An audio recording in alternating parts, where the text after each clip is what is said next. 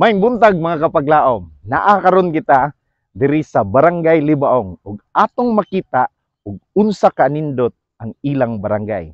Kuyog ta, arita sa Barangay Libaong.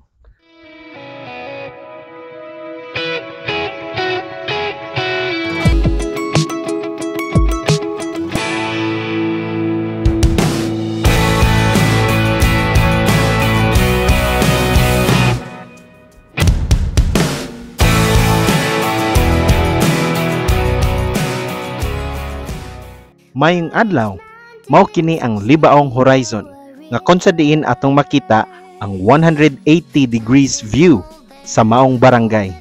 Inubanan ang mga bakante niini nga pagkaanindot tan-awon. Arita sa among barangay, tapad niini mao ang health center ug ang atoang covered court. Diri nining maong barangay naa aduna kitay 800 plus ka mga lumulupyo o mga household, inubanan sa mga madasigon o mga kugihan nga lumulupyo niini. Arita sa tunghaan kung sa diin ang ako ang hunahuna o ang akong pagsabot na develop. Dali, kuyog ta, sulod ta sa among tunghaan.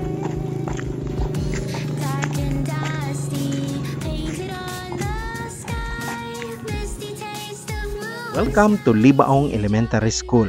Akon sa diin ang akong batang hunahuna diri nagsugod pagkat-on sa mga butang, ilang stage o ang ilang mga rooms. Diri nato makita ang mga bag-ong rooms nga donated gikan sa Aboitiz Foundation nga kanhi mao kini ang Marcos type building.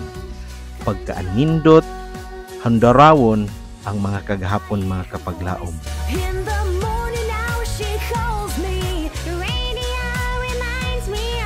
Ari na usab kita sa mga panginabuhian sa ato ang mga kabarangay. Una niya na ang mga saging o kasagingan. Then, ang uban pod na buhi gikan sa pag-uma pinaagi sa maisan or mais.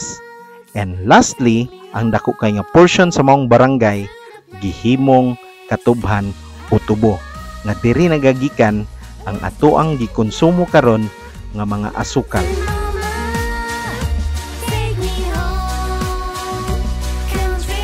Ari kita sa Libaong National High School.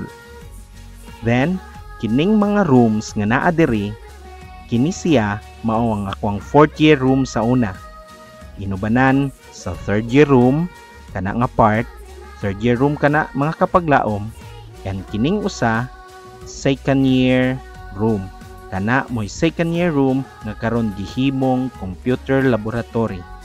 Tapad ni ana mao ang amo ang science laboratory sa una nga kung sa diin ako ang in charge sa mao nga room nga nagadala sa yawi inubanan sa computer laboratory.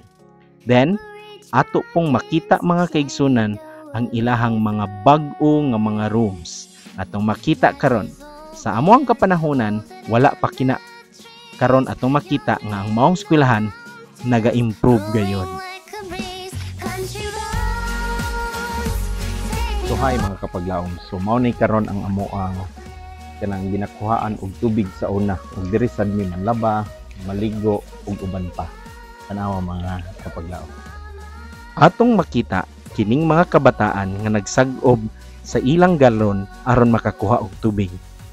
Then sa lain na sad nga part ato pong makita ang mga pundok sa tubig o tubod nga diri ang uban mga ligo, maglaba or magkuha og tubig para ilahang gamiton sa paglungag. Ug mao kini karon ang main nga source namo sa tubig or ang dako nga tabay. Ato ang makita nga naay nagligo unang laba. Kining akong gilaktan karon diri ko sa una maghulat sa akong ginikanan samtang siya magalaba. Ato sang makita nga daghan gid kayo abunda sa tubig ang maong lugar.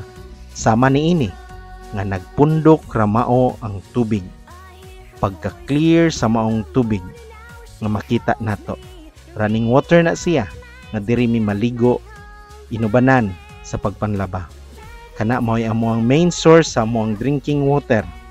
ug atong makita hilalom kini siya sa mga gamot sa kahoy. Ug last part, dili ginato kalimtan nga limpyuhan nato ang katuang kaugalingon pinaagi sa pagligo. Maligo ta mga kapaglaom.